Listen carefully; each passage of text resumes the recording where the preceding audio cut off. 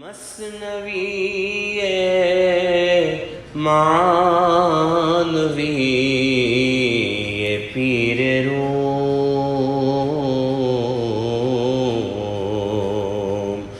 ہست گنج راز عرفان و علوم۔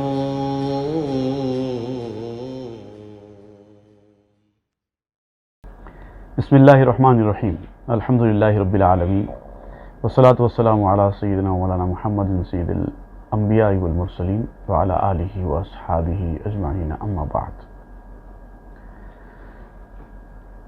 گزشتہ جہاں ہماری گفتگو رکی تھی اس میں یہ بتایا گیا تھا کہ انسان کو اپنے روحانی معاملات کو حل کرنا ہے، مسائل اور پریشانیوں سے چھٹکارا حاصل کرنا ہے، تو اس کا واحد اور سب سے بہترین حل یہ ہے کہ آنسو بہائے جائیں۔ جب تک آنسو نہیں بہائے جاتے مسئلہ حل نہیں ہوتا۔ جیسے جب تک ابر سے پانی نہیں گرتا تب تک پھل پھول نہیں اگتے۔ اگر تو چاہتا ہے کہ تجھے اپنی پوشاک مل جائے جس کا تو متلاشی ہے، جو پوشاک تو چاہتا ہے، تو آنکھ کے بچے کو جسم کی ضرورت پر رلا۔ جیسے چھوٹا بچہ بھوک لگنے پر روتا ہے، اس کے رونے کو دیکھ کر ماں اس کو دودھ پلاتی ہے، اسی طرح تیری آنکھ کا بچہ بھی جسم کی ضرورت سے پریشان ہے تو اس کو رلا تاکہ تیری ضرورت پوری ہو۔ یہ بیان کرتے ہوئے آپ نے ایک اور یہاں پر تذکرہ چھیڑا ہے کہ بعض دنیا دار لوگ، ان کا ماننا یہ ہوتا ہے کہ رونا صحت کے لیے مضر ہے، ہنسنا صحت کے لیے اچھا ہے، تو وہ خیخے مار مار کے ہنستے ہیں اور رونے والوں کا مذاق اڑاتے ہیں۔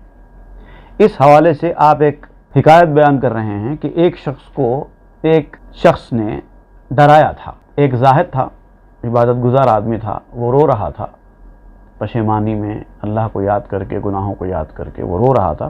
تو ایک دوسرے شخص نے جو دنیا دار تھا، اس نے اس کو ڈرایا کہ اتنا زیادہ مت رویا کرو، کہیں تم روتے روتے اندھے نہ ہو جاؤ، تمہاری آنکھ کو نقصان نہ پہنچے۔ اس حوالے سے آج ہم آگے کی گفتگو پڑھیں گے۔ زاہد را گفت یارے در عمل، کم گری تا چشم را نایت خلل۔ ایک ساتھی نے اپنے ایک دوسرے ساتھی سے جو کہ زاہد تھا یہ کہا کہ رویا کم کرو، زیادہ رونا اچھی چیز نہیں ہے، کم رویا کرو تاکہ تمہاری آنکھ کو کوئی خلل نہ ہو، کوئی نقصان نہ پہنچے۔ گفت زاہد از دو بیرون نیست حال، چشم بیند یا نہ بیند آن جمال۔ تو یہ زاہد نے جواب دیا کہ انسان کے اوپر جو حال گزرتا ہے، جو باطنی کیفیت اس کے اوپر گزرتی ہے، وہ دو صورتوں سے خالی نہیں ہوتی۔ ایک وہ کہ اس کے حسن کو آنکھیں دیکھیں، اور ایک وہ جو اس کے حسن کو آنکھیں نہ دیکھیں۔ دو ہی حال ہوتا ہے، ایک وہ آنکھ جو اس کے جمال کا مشاہدہ کرنے والی ہے، ایک آنکھ وہ جو اس کے جمال کا مشاہدہ نہیں کرنے والی ہے۔ اب یہ دو صورتیں رہتی، تیسری صورت کی کوئی گنجائش نہیں ہے۔ گر بیند نور حق خود چے غمست، در وصال حق دو دیدہ کہ کمست۔ اگر وہ اللہ تعالیٰ کے نور کو دیکھ لے، اگر وہ آنکھ اس قابل ہے، مشاہدے والی ہے، دیکھنے والی ہے، تو اگر وہ اس کے دیدار کو پا لے، اس کو دیکھنے کے قابل ہو جائے، تو اب اس کی یہ ظاہری آنکھ کی تو ضرورت ہی کیا ہے؟ خراب ہوتی ہے، ہونے دو۔ اصل چیز ہوتی ہے وہ دیدار جو اس کو حاصل ہونا ہے۔ اگر وہ حاصل ہو جائے تو اس کے بعد اب اس ظاہری آنکھ کی ضرورت ہی نہیں۔ مجھے یاد ہے، چلتے چلتے آپ کو ایک بات بتاؤں، میری نانی جن کا آخری دور میں نے اپنی آنکھوں سے دیکھا، کم عمر تھا میں، لیکن انتقال سے کچھ دن پہلے سے انہوں نے آنکھیں بند کر لی تھی، بالکل آنکھیں بند کر لی۔ کتنی کوشش کر رہے تھے کہ آپ آنکھیں کھولیے، دیکھیے۔ ہمارے خالہ زاد بھائی بیرون ملک رہتے تھے، ان کی تصویر سامنے لائی گئی اور ان کو کہا گیا کہ دیکھیے آپ کے نواسے نے یہ اپنی تصویر وہاں سے بھیجی ہے، دیکھیے کیسے لگتے ہیں۔ اس طرح سے بہت کوشش کی گئی کہ وہ آنکھیں کھولے اور دیکھیں، وہ آنکھیں کھولتے ہی نہیں تھے، بات کرتے تھے، سب کرتے تھے، بس آنکھیں بند۔ کئی دن تک اسی طرح معاملہ رہا، آنکھیں کھولتے ہی نہیں تھے، 24 گھنٹے آنکھیں بند۔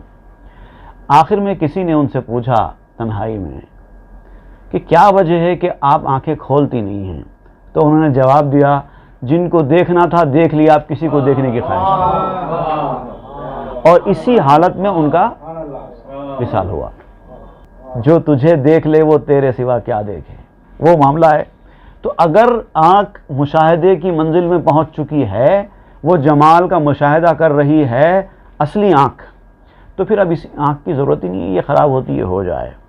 اور جو دوسرا حال ہے، دو حالتیں آپ نے بیان کی تھی، ایک تو وہ دیکھنے والی آنکھ کا، اور ایک دوسری آنکھ جو دیکھنے والی نہیں ہے، اب اس کا ذکر کر رہے ہیں۔ گرب بیند نور حق خود چہ غمست، در وصال حق دو دیدہ کہ کمست۔ اگر وہ اللہ تعالیٰ کے نور کو دیکھ لیں گی، ایسی آنکھیں ہیں کہ اللہ تعالیٰ کے نور کو دیکھ لیں گی، تو پھر کیا غم ہے؟ ظاہری آنکھ خراب ہوتی ہے، ہو جانے دو۔ اللہ تعالیٰ کے وصال کے سامنے ان دونوں آنکھوں کی کیا حقیقت حیثیت ہے؟ کوئی ویلیو نہیں ہے اس کی۔ ورنہ خواہد دید از حق نور و ضو، ای چنی چشم شقی گو کور شو۔ اگر وہ اللہ تعالیٰ کے نور اور اس کی روشنی کو نہ دیکھ سکیں گی، ایسی آنکھیں ہیں کہ دیکھنے کے قابل ہی نہیں ہیں، ای چنی چشم شقی گو کور شو، تو ایسی دونوں آنکھیں تو بہتر یہ ہے کہ اندھی ہو جائیں۔ دیکھیے آپ لاجیکل پوائنٹس آپ نے بیان کیے یہاں۔ وہ آنکھیں جو اللہ تعالیٰ کا دیدار کر رہی ہیں، ایک وہ آنکھیں ہیں جو اللہ کا دیدار کرنے کے قابل ہو گئی ہیں، اور ایک آنکھیں وہ ہیں جو اس دیدار کے قابل نہیں ہوئی ہیں۔ تو جو آنکھیں دیدار کے قابل ہو گئی ہیں، اس کے سامنے یہ ظاہری آنکھوں کی تو کوئی ویلیو ہے نہیں، اندھی ہو جائے تو ہو جانے دو، اب کیا کرنا ہے؟ جو دیکھنا ہے وہ دیکھ لیا، اب کیا کریں گے دیکھ کر۔ اور اگر وہ آنکھیں اس کے دیدار کے قابل نہیں ہیں، تو آپ کہتے ہیں کہ جب قابل ہے ہی نہیں تو پھر اب رکھ کے کیا کرتے؟ تو دونوں صورتوں میں آنکھوں کی پرواہ نہیں کرنا، مطلب اتنی زیادہ اہمیت ہے کہ ظاہری آنکھ اور اس کی بینائی کی کوئی ویلیو نہیں۔ غم مخر از دیدہ کاں عیسیٰ تو راست، چپ مرو تا بخشدت او چشم راست۔ آنکھوں کی فکر مت کرو، جو اس میدان میں آ جاتا ہے وہ اس طرح سے رونے سے آنکھیں خراب ہو جائیں گی، ایسی سوچ نہیں رکھتا۔ آنکھوں کی فکر مت کر، جب خدا تیرا ہے تو پھر تجھے ان آنکھوں کی کیا احتیاج ہے؟ چپ مرو، ٹیڑھا مت چل، تا بخشدت او چشم راست، تاکہ وہ تجھے سیدھی آنکھیں دے دے، درست آنکھیں دے دے، صحیح آنکھیں دے دے، سچی بینائی دے دے۔ ٹیڑھا مت چل تاکہ تجھے سیدھی آنکھیں مل جائیں، سچی آنکھیں مل جائیں۔ اس طرح کا سوچنا ٹیڑھا چلنا ہے کہ یہ آنکھیں خراب ہو جائیں گی رونے سے، تو آپ کہتے ہیں رونا اتنا زیادہ اہم ہے، اس کے سامنے ان آنکھوں کی اچھائی برائی کی کوئی اہمیت نہیں ہے، اچھائی اور خرابی کی کوئی اہمیت نہیں ہے۔ ایسیے روح تو باتو حاضرست، نصرت ازو خواہ کو خوش ناصرست۔ تیری روح کا جو عیسیٰ ہے، جو تیری روح کو زندہ کرنے والا، عیسیٰ کا ذکر اس لیے ہو رہا ہے کیونکہ عیسیٰ علیہ السلام زندہ کیا کرتے تھے، اور عیسیٰ علیہ السلام کو روح اللہ کہا جاتا تھا، تو اس لیے آپ نے اس کا ذکر کیا ہے۔ تیری روح کا جو عیسیٰ ہے، اصلی عیسیٰ تیری روح کا مطلب خدا، وہ تو تیرے پاس موجود ہے، وہ تو سب جانتا ہے، اور اس کے ہاتھ میں سب کچھ ہے۔ تیرے رونے کی وجہ سے تیری آنکھیں خراب ہو جائیں گی، اس کا خیال تیرے ذہن میں نہیں آنا چاہیے۔ وہ تیرے رونے کو بھی جانتا ہے، اور رونے سے آنکھوں پہ پڑنے والے اثرات کو بھی جانتا ہے، اور اس اثرات کو ختم کرنا بھی جانتا ہے۔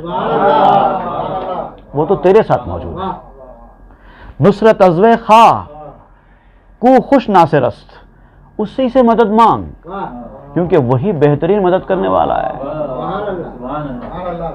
تجھے اس طرح سے خوفزدہ ہونے کی ضرورت نہیں ہے۔ تیرے لیے کام کی چیز ہے رونا، تیرا کام ہے رونا، باقی رونے سے یہ ہوگا وہ ہوگا، یہ تیرا کام نہیں ہے۔ تو اس سے مدد مانگ، وہ سب درست کر دے گا۔ لیک بیگارے تنے پر استخان، بر دلے عیسیٰ منہ تو ہر زمان۔ لیکن یہ جو جسم ہے تیرا، ہڈیوں بھرا جسم، ہڈیوں بھرا جسم ہے تیرا، اور اس کے پیچھے تو محنت کر رہا ہے، یہ دراصل بیگار ہے۔ بیگار کہتے ہیں، اور ایک دو جگہ یہ لفظ آپ استعمال کریں گے آگے، بیگار کہتے ہیں ایسے کام کرنے والے کو جو کام تو کرتا ہے لیکن کوئی فائدے کا کام نہیں کرتا، کوئی اجرت اس کو، کوئی فائدہ اس کو ملنے والا نہیں ہے، اس کو کہتے ہیں بیگار۔ جیسے کوئی آدمی گھر کے باہر سڑک پر نکل جائے اور کنواں کھودنے میں لگ جائے، اگر اس سے یہ کہا جائے کہ بھائی آپ اتنی محنت کیوں کر رہے ہیں، تو بولے بس ایسے ہی کر رہا ہوں، ٹائم پاس۔ تو یہ ہے بیگار، کوئی اجرت، کوئی فائدہ اس کو ملنے والا نہیں، بغیر اجرت کا کام، بغیر مزدوری ملنے کا کام، بیکار کام، ویسے کام کو کہتے ہیں بیگار۔ تو یہ جو تن کے پیچھے تم اپنی توانائیاں صرف کر رہے ہو، محنت کر رہے ہو، اس کو کھلانے کی فکر، جسم کو اچھا بنانے کی فکر، خوبصورت بننے کی فکر، سب کچھ جسم کے لیے ہو رہا ہے، تو آپ فرماتے ہیں کہ یہ سب بیگار چیزیں ہیں۔ بیگار آدمی بیکار ہے، مگر بیکار رہنے سے بیگار ہی بہتر ہے، کچھ تو محنت کر رہا ہے۔ تو یہ چیز جسم کے پیچھے اتنی محنت کرنا بیکار ہے۔ کسی وقت بھی عیسیٰ کے دل پر اس کے اوپر مت رکھو، جو دل تیرے عیسیٰ نے، تب تیرے مسیحا نے تجھ کو دیا ہے۔ عیسیٰ سے یہاں پر مراد اللہ تعالیٰ کی ذات ہے۔ جو تیرے مسیحا نے جو دل تجھ کو دیا ہے، اس دل کو کونے میں کر کے جسم کی فراق میں مت رہے۔ اصل آپ یہ کہنا چاہتے ہیں، اصلی چیز وہ ہے۔ آنکھیں یقیناً اہم ہیں، اس کی بینائی یقیناً اہم ہے، لیکن اس کو ترک کر کے اس کی فراق میں رہنا یہ عقل مندی نہیں ہے، کیونکہ جو پریفرنس والی چیز ہے وہ پریفرنس والی چیز ہے، اور وہ ہے روحانی طاقت۔ جسمانی طاقت بہت بعد میں آتی ہے۔ 2 گھنٹے جم میں جا کر لوگ محنت کرتے ہیں جسم کے لیے، آرام، آسائش، سکون، کھانا پینا، طاقت، سب جسم کے لیے ہو رہا ہے۔ کپڑے، زیور، میک اپ، ہر چیز جسم کے لیے ہو رہا ہے۔ گھر بنایا جا رہا ہے عالیشان جسم کی سہولت کے لیے، آرام و آسائش کے لیے۔ گھر میں اے سی لگائی جا رہی ہے، پنکھا لگایا جا رہا ہے، سب جسم کے لیے، ہر چیز جسم کے لیے ہو رہی ہے، روح کو کونے میں کر دیا گیا ہے۔ اب دیکھیے، ایک آدمی جسم بنانے کے لیے جم میں سائیکل چلاتا ہے، ایک خاص قسم کی سائیکل ہوتی ہے جو جم میں چلاتے ہیں، وہ بھی ایک بیگاری کی ایک بہت خاص مثال ہے۔ 1 کلومیٹر بھی وہ چلتا نہیں ہے 1 گھنٹہ چلا کر، تو سفر کرنے کے اعتبار سے تو وہ کام بھی بیگار ہے، کیونکہ وہ جہاں تھا وہیں ہے، اتنی محنت کرنے کے بعد بھی وہ جہاں تھا وہیں ہے، مگر اس سے وہ دوسرا مقصد حاصل کر رہا ہے، یہ الگ بات ہے، لیکن ایک مثال ہے بیگاری کی۔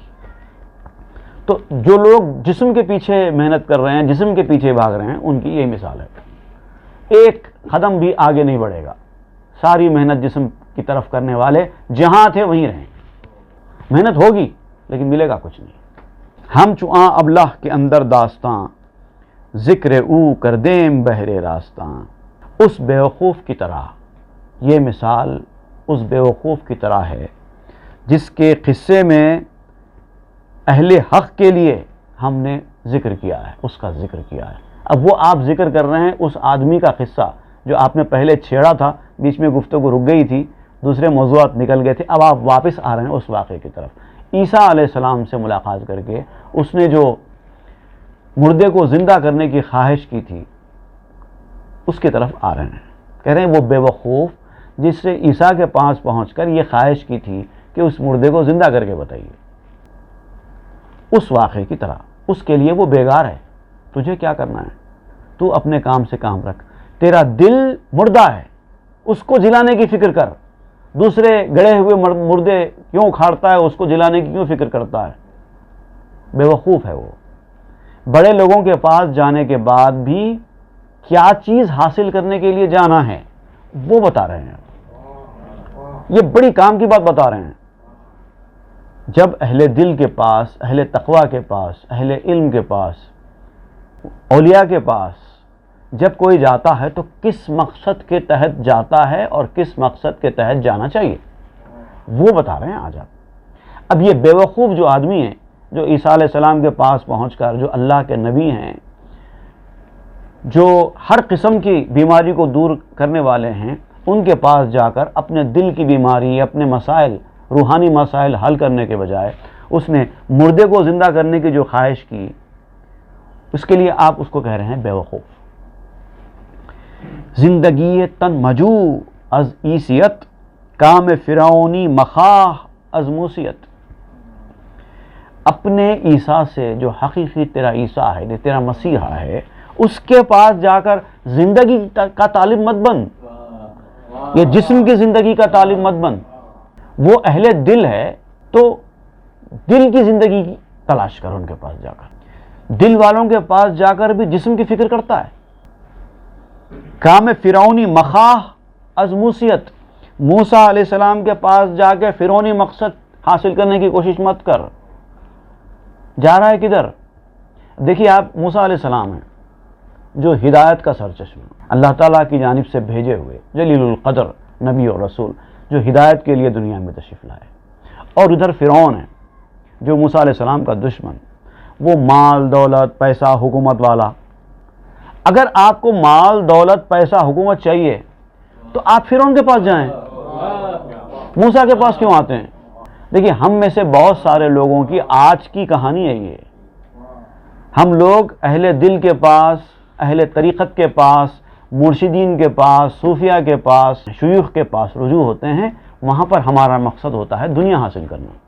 کاروبار میں ترقی نہیں ہو رہی ہے، کاروبار خراب ہو رہا ہے، گھر میں مسائل چل رہے ہیں، بیٹی کا مسئلہ ہے، کاروبار کا مسئلہ ہے، صحت کا مسئلہ ہے، یہ مسائل لے کر رجوع ہوتے ہیں کہ نہیں ہوتے ہیں؟ کہاں جانا ہے تجھے؟ کہاں آ رہا ہے؟ میرے پاس پریشانیاں چل رہی ہیں، مالی تنگی چل رہی ہے، پیٹ نہیں بھر رہا ہے، بیوی بچوں کے لیے روٹی کی ضرورت ہے، تو اہل دل کے پاس کیوں آئے ہو بھائی؟ جاؤ کسی اہل ثروت کے پاس جاؤ، کسی لیڈر کے پاس، کسی بادشاہ کے پاس، ان کے پاس جاؤ۔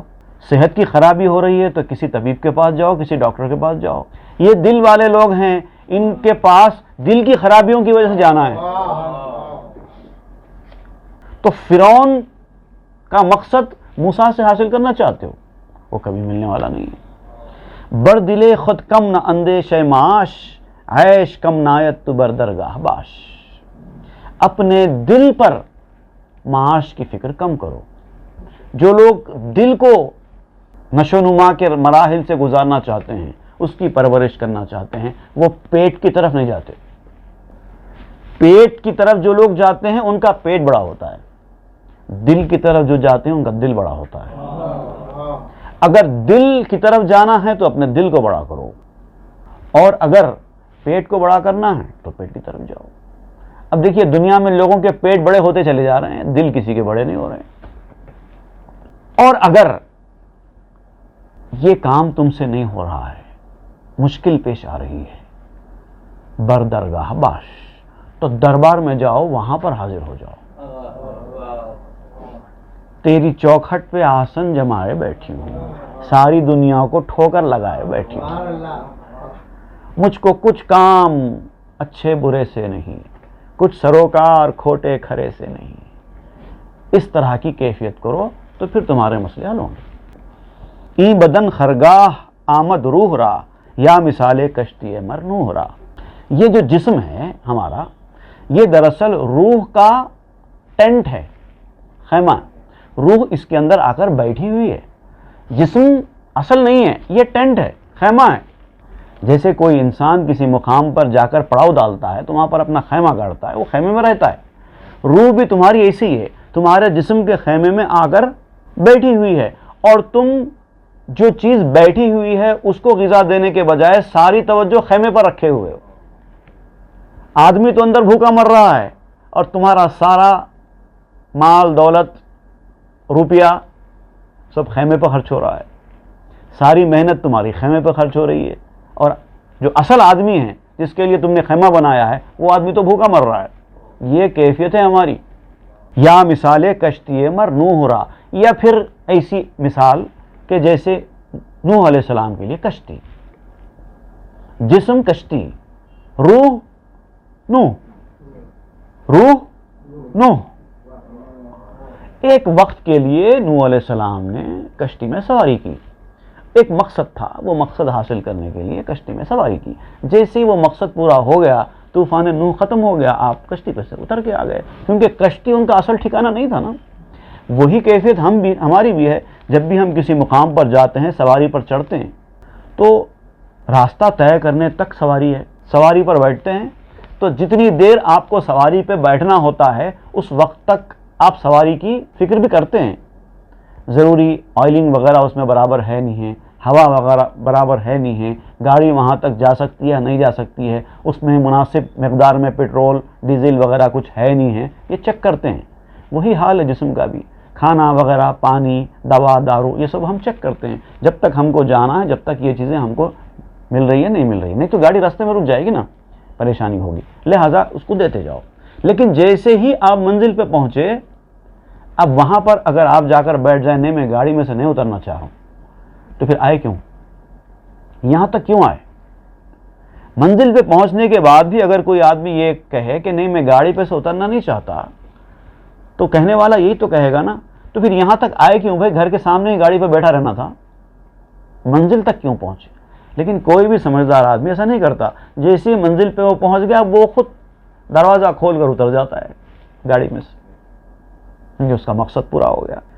تو کشتی نوح کی طرح ہے جسم انسان کا، لیکن روح نوح کی طرح ہے. ترک چوں باشد بیابت خر گئے، خاصا چوں باشد عزیز در گئے.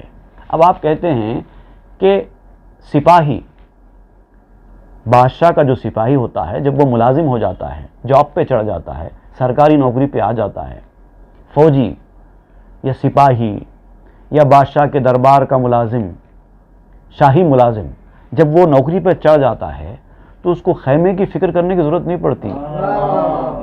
تم نوکری پہ چڑھ جاؤ، بادشاہ کی طرف سے خیمے کا انتظام خود ہو جائے گا. تو تم نوکری پر چڑھنے کے لیے یہاں دنیا میں آئے ہو تو خیمہ تمہارے ساتھ ہی آ گیا ہے. خاصا چوں باشد عزیز در گئے، اور خاص طور سے اس وقت جب کہ آپ دربار میں باعزت ہو، عزت والے انسان ہیں، آپ ملازم عزت والے ہیں، پریسٹیجیس مقام رکھتے ہیں دربار میں، تو آپ کو رہائش کی فکر کرنے کی ضرورت نہیں ہے. سرکاری ملازمت میں بھی آپ دیکھیں گے چھوٹے موٹے ملازمین ہی ہوتے ہیں، لیکن سرکار کی طرف سے ان کو رہائشی بھتہ ملتا ہے. تو جب آپ سرکاری ملازم ہیں تو پھر آپ کو رہنے کے گھر کی فکر کرنے کی ضرورت نہیں ہے، وہ خود بخود ہو جائے گا. آپ دین کی فکر کرو، دنیا خود بخود مل جائے گی. دین آسان ہے مفت دنیا، ان کے کوچے میں ہر چیز ارزاں. دین کو آسان کہا گیا ہے، دنیا تو مفت ہے، فری ہے. دین کے راستے پہ آؤ، دنیا ویسی چلی آئے گی. دنیا کے پیچھے بھاگو گے تو دین کبھی نہیں ملے گا. ایک اور میں آپ کو موٹی مثال دیتا ہوں. کبھی کبھی بازار میں آپ نے دیکھا ہوگا کہ ایک بڑی چیز خریدنے پر ایک چھوٹی چیز مفت دی جاتی ہے. بڑی چیز لو، چھوٹی چیز مفت میں لے کے جاؤ. لیکن آپ جا کر چھوٹی چیز خریدیں گے تو بڑی چیز مفت میں کبھی نہیں ملے گی. وہی حال ہے دین دنیا کا، دنیا آخرت کا.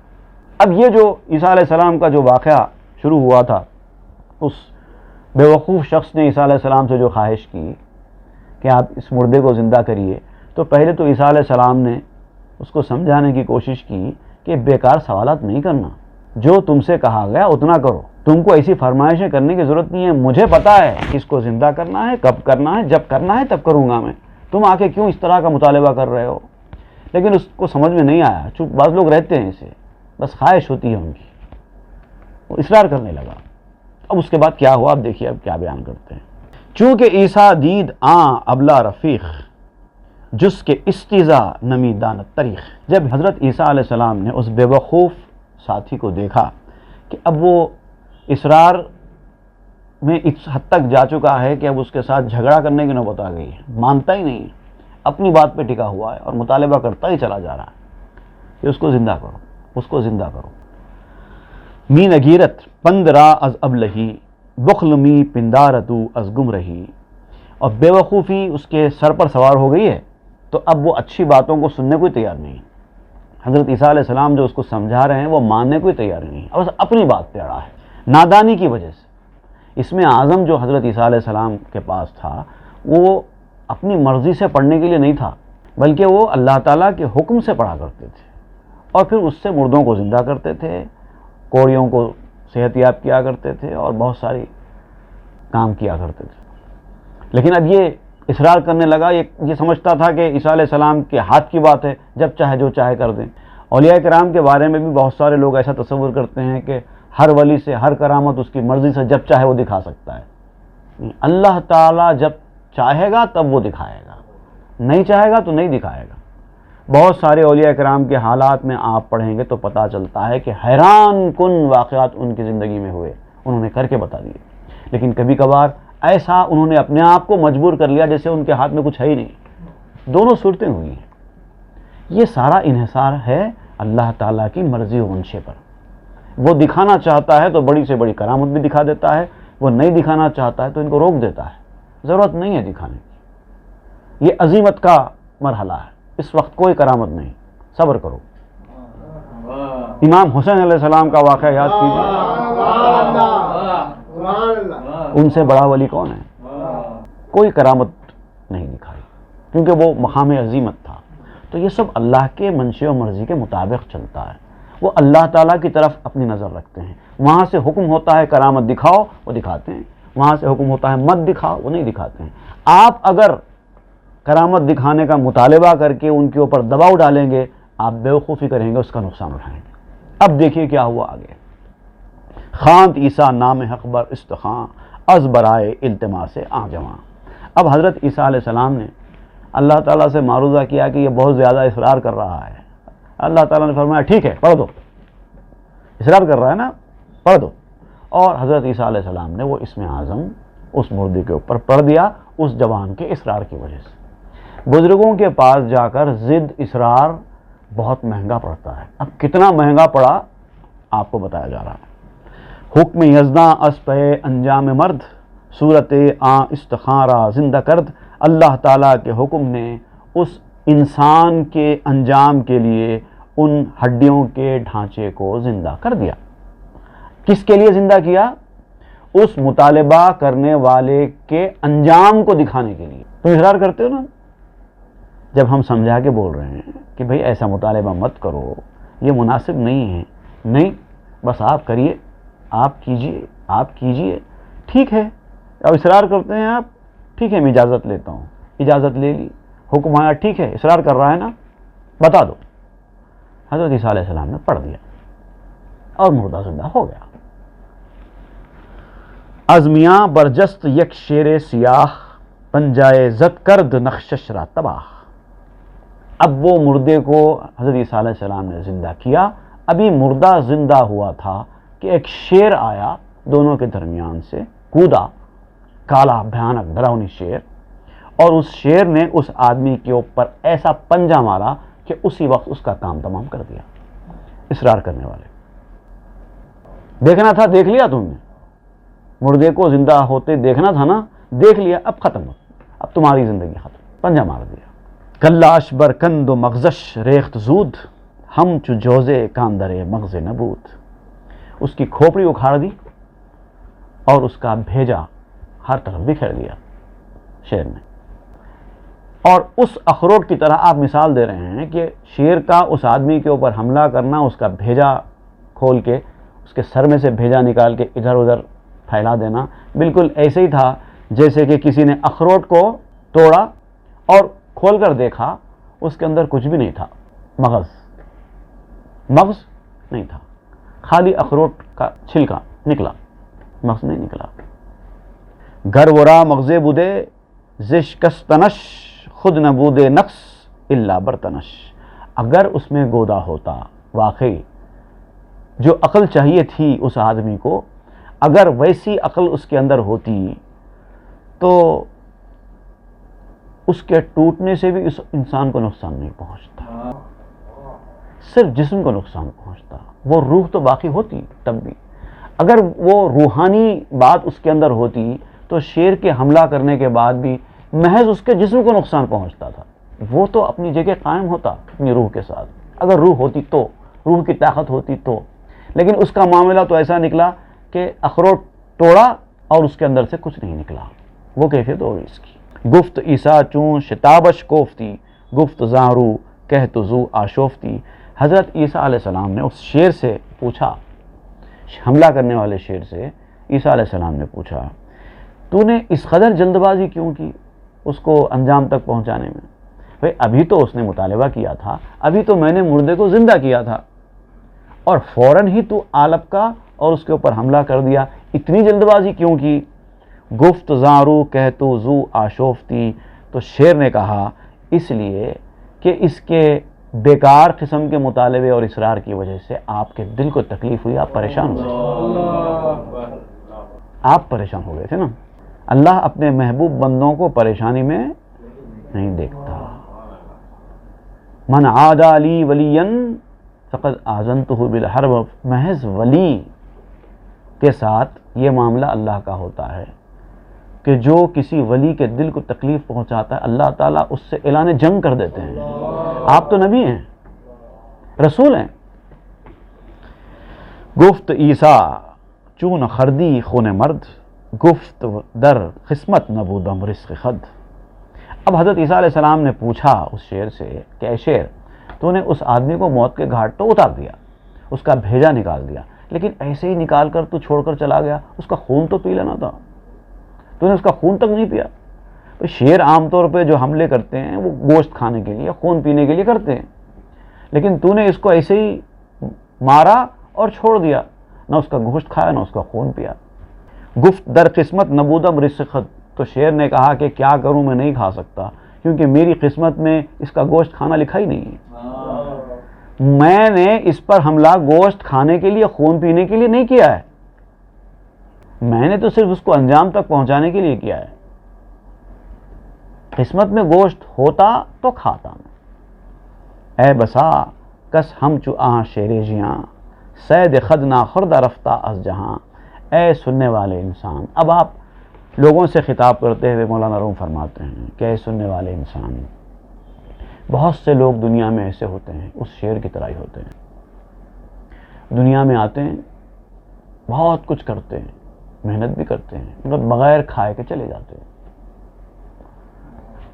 جیسے کسی نے جھاڑ پیرا، اس کی کاشت کی، جھاڑ جب بڑا ہوا، جب پھل دینے کے قابل ہو گیا، اس سے پہلے یہ دنیا سے چلے گئے۔ تو ایسے بہت سارے معاملات ہوتے ہیں انسان کے کہ دنیا میں لوگ آتے ہیں، اسی غضبناک شیر کی طرح آتے ہیں، حملہ کرتے ہیں، یہ حاصل کرتے ہیں، وہ حاصل کرتے ہیں، مگر اس سے فائدہ نہیں اٹھا پاتے، اس سے پہلے ہی چلے جاتے ہیں۔ اس حوالے سے ایک واقعہ میں آپ کو سناتا ہوں، ہمارے شہر کا ہی ہے۔ شمس آباد کے علاقے میں، حیدرآباد کا جو نواحی علاقہ شمس آباد ہے، وہاں پر ایک دور میں بڑی سستی زمینیں ہوا کرتی تھیں، کیونکہ وہاں پر کوئی آبادی نہیں تھی، کوئی لوگ بستے نہیں تھے، جنگلاتی علاقہ ہوا کرتا تھا۔ تو بعض غریبوں کے بڑے بڑے گھر بھی وہاں پر موجود تھے، بڑی بڑی زمینیں موجود تھیں، 10 روپے 20 روپے گز کے حساب سے انہوں نے خرید لیا تھا کسی دور میں۔ اس طرح کا کوئی غریب تھا جس کی بہت بڑی ساری زمین تھی، لیکن جب اس مقام پر حیدرآباد کا انٹرنیشنل ایئرپورٹ تعمیر ہوا اور بستی بڑھنا شروع ہوئی، تو اس کی ریٹس چند سالوں کے اندر اندر کئی گنا بڑھ گئے۔ تو اب جو ایک غریب تھا جس کے پاس ایک بہت بڑی زمین اس علاقے کی تھی، جو زندگی میں خالی 30-40 روپے 50 روپے 100 روپے کی آمدنی پہ گزارا کرتا تھا، جب اس کے زمین کے ریٹس ہائی ہوئے، اس کو دولت دیکھنے کی بڑی خواہش تھی اور لوگ آفر کرنے لگے کہ ہم خریدتے ہیں، ہم خریدتے ہیں۔ آخر میں اس کو بہت بڑی رقم اس زمین کی ملی، تو اس نے زمین بیچ دی۔ زمین بیچنے کے بعد جب اس کے پاس نوٹوں کے کٹے آئے، اس غریب آدمی کے پاس، تو وہ زندگی میں کبھی اتنے نوٹوں کے بارے میں اس نے سوچا تک نہیں تھا۔ گھر میں جب نوٹوں کے کٹے بیگز بھرے ہوئے جب اس کے پاس پہنچے، تو خوشی کے مارے، نوٹوں کی گڈیوں کو دیکھ کر خوشی کے مارے خوشی برداشت نہیں کر سکا، مر گیا، شدت خوشی میں مر گیا۔ آدمی شدت غم میں ہی نہیں مرتا، شدت خوشی میں بھی مر سکتا ہے۔ تو آپ دیکھیے اس واقعے کے حوالے سے یہ شعر سنیے۔ اے بسا کس ہم چو آں شیر جیاں، سید خود ناخر درفتہ از جہاں. بہت سے لوگ اسی غصے والے بھیانک شیر کی طرح ہوتے ہیں جو آتے ہیں گرجدار طریقے سے, اپنا شکار بھی کرتے ہیں لیکن کھا نہیں پاتے, کیونکہ ان کی مقدر میں, ان کی قسمت میں وہ رزق لکھا ہی نہیں ہے. بہت سارے مرحلوں پہ اس طرح کا ہوتا ہے معاملہ. قسمتش کاہے نہ ہو ہرسش چکوہ, جستہ بے وجہ وجو از ہر گروہ. اس کی قسمت میں ایک تن کا نہیں ہے. دنیا کی کیفیت یہ ہے کہ اس کی قسمت میں ایک تن کا بھی نہیں ہے, اور اس کی ہرس جو ہے پہاڑ جیسی ہے. خواہشیں, امنگیں, گولز ایسے بڑے بڑے, لیکن قسمت میں ہوگا تو ملے گا, نہیں تو نہیں ملے گا. بہت سارے لوگ ہیں جن کی قسمت میں ہے ہی نہیں, لیکن ہرس برابر باقی ہے. جستہ بے وجہ وجو از ہر گروہ, ہر گروہ سے چاہتے ہیں, اچھے طریقے سے ہو, برے طریقے سے ہو, کسی بھی ذریعے سے ہو, بس آتا جائے. جائز طریقے سے آ رہا ہے, ناجائز طریقہ سے, کچھ نہیں دیکھتے, بس صرف آنا چاہیے. اب آنے کے بعد آ تو جائے گا, لیکن کھانا وہ تو قسمت پہ ہوگا. آئے گا مگر تم کھائیں گے نہیں, اگر قسمت میں نہیں ہوگا تو کوئی دوسرے لوٹ کر لے کے جائیں گے. جمع کردہ مال و رفتہ سوئے گور, دشمنا در ماتم او کردہ سور. مال کو جمع کیا, ڈھیر سارا مال جمع کیا, جمع کر کے قبر میں چلا گیا. اب کیا ہوا؟ دشمنوں نے اس کے ماتم میں جشن منایا. اب دشمنوں کا اب ذکر اس لیے کر رہے ہیں کہ کسی کے مرنے پر خوش ہونا خود دشمنوں کی علامت ہے. اب چاہے خود کی اولاد کیوں نہ ہو, اگر ماں باپ کے مرنے سے اولاد خوش ہوتی ہے, چلو اتنی دولت, اتنی زمین جائیداد اب ہمارے پاس آ گئی, تو اس کا مطلب وہ اولاد ہی دشمن ہے, کیونکہ وہ مرنے کا جشن منا رہی ہے. اسی لیے آپ لفظ دشمن استعمال کر رہے ہیں. بہت ساری اولاد ہے ایسی جو ماں باپ کے مرنے کے انتظار کرتی رہتی ہے. زمین جائیداد اگر ہے تو, مال دولت اگر ہے تو, ان کو باپ سے ماں سے کوئی واسطہ نہیں ہے, ان کو صرف دولت سے واسطہ ہے. وہ امید میں ہوتے ہیں, تمنا میں ہوتے ہیں کہ کب ہمارا باپ مر جائے اور ہم کو دولت مل جائے. تو ان لوگوں کا آپ ذکر کر رہے ہیں, وہ بھی دشمن ہیں. دیگر دشمن تو دشمن ہی ہیں, یہ خود کی اولاد جس کو وہ اپنا سمجھتی ہے وہ بھی دشمن ہے. تو مال کو جمع کرنے والا مال کو جمع کرتا ہے اور جمع کر کے ویسے رکھتا ہے, قبر میں چلا جاتا ہے. اور یہ جو دشمن ہیں دولت کے پجاری, یہ عیش کرتے ہیں, جشن مناتے ہیں. کس کا جشن ہے یہ؟ اس آدمی کے مرنے کا جشن ہے.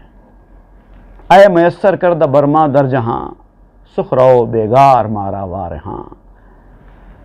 اب خطاب کرتے ہیں اللہ تعالیٰ سے کہ اے وہ ذات جس نے دنیا کو ہمارے لیے آسان بنایا ہے, اس طرح کی فرما برداری اور اس طرح کی بیگار سے, بغیر مزدوری کے کام سے ہم کو نجات دے. جو کام ہم کو کرنا ہے بس ہم وہی کریں, جو چیز ہم کو سوچنا ہے ہم وہی سوچیں. یہ بیگار نہیں بننا. بہت سارے لوگوں کو آپ ایسا بھی دیکھتے ہوں گے کہ ایسے عجیب و غریب قسم کے سوالات کرتے ہیں جن کا ان سے کوئی واسطہ ہی نہیں ہے, نہ ان کو آخرت میں اس بارے میں کچھ پوچھ ہونے والی ہے, نہ ان کی زندگی سے اس سوال کا کوئی تعلق ہے, بس پوچھتے رہتے ہیں. اور جو ضروری باتیں ہیں جن کی جانکاری حاصل کرنا ان کو ضروری ہے, اس کے بارے میں بے پرواہ ہے. ایسے لوگوں کو کہتے ہیں بیگار. تو آپ فرماتے ہیں کہ دعا کرتے ہیں, عرض کرتے ہیں اللہ تعالیٰ سے, اے اللہ ہم کو اس طرح کے بیگار سے نجات دے. تو ما بنمودا بما واں بودا شست آ چنا بنما بما آ را کے ہست. ہمیں چارہ نظر آیا, ہم کھانے کے لیے دوڑ پڑے. کوئی دانہ نظر آیا, بھوک لگی, اس کے حاصل کرنے کے لیے دوڑ پڑے. جیسے مچھلی ہوتی ہے, جو لوگ فشنگ کرتے ہیں نا, اس کے ساتھ ایک فشنگ ہک ہوتا ہے, وہ پانی میں ڈالتے ہیں, اور اس کے ساتھ کچھ دانہ ہوتا ہے جو مچھلی کو اٹریکٹ کرنے کے لیے اس میں لگایا جاتا ہے, اور اسی دانے کی طرف اٹریکٹ ہو کر مچھلی آتی ہے. اب اس کا ذکر کر رہے ہیں, ہمیں وہ چارہ نظر آیا, وہ دانہ نظر آیا, مگر ہم کو پتا چلا کہ وہ تو مچھلی کا کانٹا تھا, وہ تو گل تھا، فشنگ ہک تھا. چنا بنما بما را کے ہست، اے اللہ ہم کو ہر چیز ویسی دکھا جیسی کہ وہ اصل ہے. ہم اس کو دانا سمجھ رہے تھے مگر وہ تو گل نکلا. اے اللہ تو ہماری آنکھوں کو ایسا بنا دے کہ ہم کو گل ہی دکھائی دے تاکہ ہم اس میں نہ پھنس سکیں. گفت شیر مسیحا این شکار، بود خالص از برائے اعتبار. تو اس شیر نے کہا حضرت عیسیٰ علیہ السلام سے کہ اے مسیحا، یہ جو شکار میں نے کیا ہے اپنے کھانے کے لیے، روزی روٹی کے لیے نہیں کیا.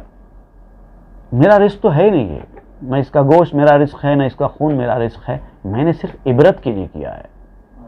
اس طرح کی حرکت لوگ نہ کریں، اپنے کام سے کام رکھیں. Mind your own business. جو کام آپ کو دیا گیا ہے اس کی طرف توجہ کرو، جو کام آپ کا ہے وہ کرو. دوسروں کے کام میں مداخلت مت کرو. مردوں کو زندہ کرنا نہ کرنا یہ اللہ کے حکم سے اللہ کے نبی کا کام تھا، تم کیوں گئے بیچ میں اس کی؟ پھر جب سمجھایا جا رہا ہے کہ اس طرح کے سوالات مت کرو، اصرار کرتے ہو، ٹھیک ہے تمہارے اصرار پر ہم کر دیتے ہیں، پھر بات کی ہم ذمہ دار نہیں ہیں. شیر نے حملہ، تو شیر نے کہا کہ میں نے عبرت کے لیے حملہ کیا تاکہ آئندہ لوگ ایسا نہ کریں، اللہ کے نیک بندوں کے پاس جا کر ضد اور ہٹ دھرمی کا مظاہرہ نہ کریں. گر میرا روزی بدے اندر جہاں، خود سے کارستے مرا بامردگاں. اگر دنیا میں میرا رزق اور ہوتا، دنیا میں انسان کا رزق جب تک باقی ہے اس کو موت نہیں آ سکتی. اگر دنیا میں میرا رزق ہوتا تو پھر میں مردوں میں شامل ہی کیا ہوتا، کیسے ہوتا؟ رزق اتنا اہم ہے اور اتنا جو ہے فکسڈ ہے کہ جب تک رزق انسان اپنے مقدر کا کھائے گا نہیں دنیا سے جائے گا نہیں. مرنے کا مطلب یہ ہے کہ اس کا رزق آبودانہ ختم ہو گیا ہے. میرے احباب نہ آنکھوں سے بہانا پانی، میرے احباب نہ آنکھوں سے بہانا پانی، کیسے مر پاؤں گا جب تک کہ ہے دانا پانی. دانا پانی جب تک ہے تب تک کوئی نہیں مرے گا. ای سزائے آنکھ یا بدھ آب صاف، ہم چخر درجو بے میزد از گزاف. یہ اس کی سزا ہے جو صاف پانی کو پائے اور گدھے کی طرح اس میں پیشاب کر دے. اب دیکھیے آپ یہ صاف پانی اور گدھے کے پیشاب سے کیا مراد لے رہے ہیں، میں آپ کو سمجھاتا ہوں. اس سے پہلے جو میں نے بات بیان کی تھی یہ اس کا لنک ہے. صاف پانی سے مراد اللہ کے نیک بندے اہل دل لوگ جو ہدایت و رہنمائی کے لیے دنیا میں آئے، جو لوگوں کی باطنی امراض کو دور کرتے ہیں، جو لوگوں کو اچھی باتیں بتاتے ہیں، جو لوگوں کو اپنا فیض پہنچاتے ہیں، جو لوگوں کو اپنے علم سے بہرور کرتے ہیں، ان سے روحانی فیوز حاصل کیے جاتے ہیں. یہ صاف پانی. تو جو صاف پانی پائے اور اس صاف پانی سے استفادہ نہ کرے، بےہودگی سے گدھے کی طرح اس کے اوپر پیشاب کر دے، یعنی اس کو دنیا کا آدمی سمجھے، اس سے دنیاوی مقاصد حاصل کرنے کی کوشش کرے، تو آپ کہتے ہیں گر بدانت قیمت آنجوئے خر، او بجائے پانہد درجوئے سر. اگر گدھا اس نہر کی قدر و قیمت جانتا جو صاف پانی کی ہے، آنے والا جو گدھا ہے جو پیشاب کر رہا ہے اس کو آپ گدھا کہہ رہے ہیں، گدھا اگر اس نہر کی قدر و قیمت جانتا کہ وہ کیا نہر ہے، تو آپ کہتے ہیں او بجائے پا نہد درجوئے سر، وہ نہر میں پاؤں رکھنے کی جگہ سر رکھتا ہے. پیشاب کرنا تو بہت دور کی بات ہے، وہ اس نہر میں پاؤں بھی نہیں رکھتا، سر رکھتا. وہ اسی نہر ہے، پاک نہر ہے، صاف نہر. تو وہ نہر اہل اللہ کی نہر ہے، اہل دل کی نہر ہے، جس سے صاف پانی حاصل کرنا ان لوگوں کو ہے جو اس صاف پانی کے پیاسے، اور جو پیاسا نہیں ہے اس صاف پانی کا، وہ دنیا داری حاصل کرنا چاہتا ہے، تو گویا وہ اس نہر کو خراب کرنا چاہتا ہے، اس میں پیشاب کرتا ہے. دینداروں سے دنیا حاصل کرنے کی کوشش مت کرو، دینداروں سے دین ہی حاصل کرو، دنیا تو مفت میں آ جائے گی، دنیا تو آئے گی، دنیا اچھی ہوگی، آپ کی دنیاوی ساری ضرورتیں پوری ہوں گی، لیکن طلب ان کے پاس جا کے دنیا نہیں کرنا۔ او بیابد آنچنا پیغمبرے، میر آب زندگانی پرورے، وہ ایسا پیغمبر پائے جو زندگی کے پرورش کرنے والے پانی کا سردار ہے، آب حیات کا سردار ہے۔ اگر وہ ایسا پیغمبر پائے، اس کے پاس بھی جا کر دنیا طلب کرتے ہو، کس قدر افسوس کی بات ہے۔ چون امیرت پیش او از امر کن، اے امیر آب مارا زندہ کن۔ جو اللہ تعالیٰ نے جو کن فرمایا، ساری دنیا تخلیق پا گئی، وہ اسی اللہ کے بندے ہیں، اس کے سامنے جان کیوں نہ دے دیں؟ وہ ایسی ذات ہے کہ اس کے سامنے بندہ تو جان دینے کے لیے تیار ہو جائے، جان دے دے اور اس کے بعد خواہش کرے کہ اے میرے آب حیات کے سردار، اے امیر آب، اے سردار جو آب حیات پلانے والا ہے، لوگوں کو ہمیشہ کے لیے زندہ کر دینے والا ہے، ہم کو زندہ کر دو، پہلے مار ڈالو، اس کے بعد اپنے آپ کو پیش کرو، پھر بولو کہ پروردگار ہم کو زندہ کر دے۔ اپنے آپ کو توڑو، پیش ہو اور کہو کہ ہم کو درست کر دے۔ اپنے آپ کو بیمار بنا دو، حوالے ہو جاؤ اور کہو کہ ہم کو شفا دے دے۔ ہی سگے ای نفس را زندہ مخواہ، کو عدوے جان تس تصدیر کا۔ خبردار، یہ جو تمہارا نفس ہے نا، یہ کتا ہے، اور یہ زندگی مت چاہو، کتے کی زندگی کی خواہش مت رکھو۔ کیوں کہ ایک مدت سے، ایک زمانے سے یہی کتا تمہاری اصلی جان کا دشمن ہے۔ تمہارا نفس جو ہے اصل میں تمہارا دشمن ہے، اور اسی نفس کی خواہشوں کو پورا کرتے ہوئے اپنے آپ کو برباد مت کرو۔ ایسی زندگی مت چاہو جو کتے کی ہوتی ہے۔ کتا جو جو چیز طلب کرتا ہے، اگر تم بھی وہی طلب کر رہے ہو تو تمہاری کتے کی زندگی ہو گئی۔ کتا کیا کیا چاہتا ہے؟ غصہ کرتا ہے، لوگوں کے اوپر جھپٹتا ہے، کھانے کی خواہش ہوتی ہے اس کو، جہاں ہڈی ملی اس کے اوپر ٹوٹ پڑتا ہے، شہوات کی طرف بھاگتا ہے، اور کیا کیا چیزیں ہیں اس کے اندر۔ کوئی عقل مندی نہیں ہوتی، روحانی کوئی چیز نہیں ہوتی، علم نہیں ہوتا اس کے اندر، اللہ تعالیٰ کا خوف نہیں ہوتا، جواب دہی کا کوئی تصور نہیں ہے۔ اگر یہی چیزیں تمہارے اندر بھی ہیں تو پھر تمہاری زندگی بھی کتے کی زندگی ہے۔ تو تم کتے کی زندگی مت چاہو، کیونکہ وہ تو تیرا دشمن ہے نفس۔ خاک بر سر استخانے را کے آں، مانے عیسک بود از سید جاں۔ ان ہڈیوں پر خاک، ان ہڈیوں پر خاک ہے، ایسی جسمانی ہڈیاں، اس کے اوپر مٹی ڈال دو جو اس نفس کو جان، روحانی طاقت حاصل کرنے سے روکتی ہیں۔ نفس کو ایسے بناؤ کہ تمہارا نفس وہ روح کی طرف راغب ہو اور اس کو حاصل کرنے کی کوشش کرے، اور اگر ایسا نہیں ہے تو پھر بیکار ہے۔ سگ نئے بر استخاں چوں عاشقی، دیو چیوار اس سے بر ہوں عاشقی۔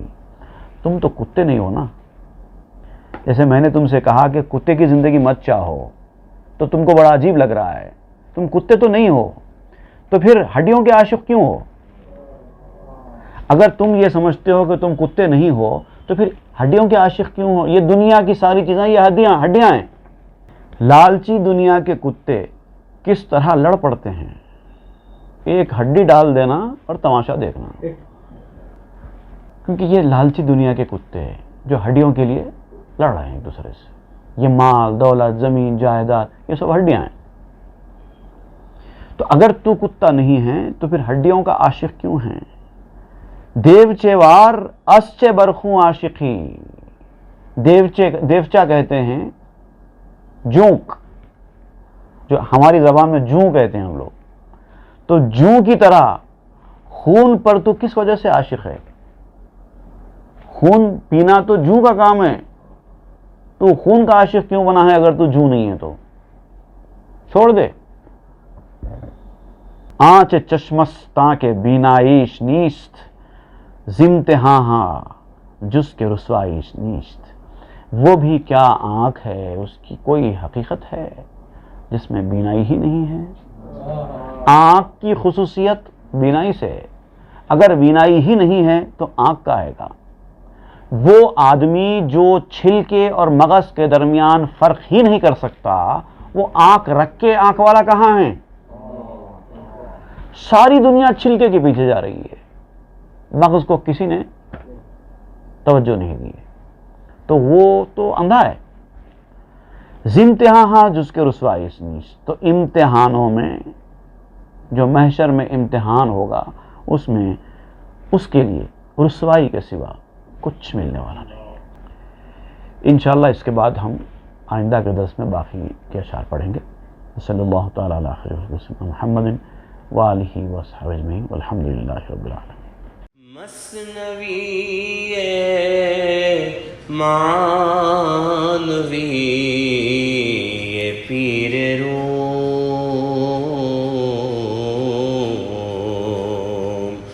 ہست گنج راز عرفان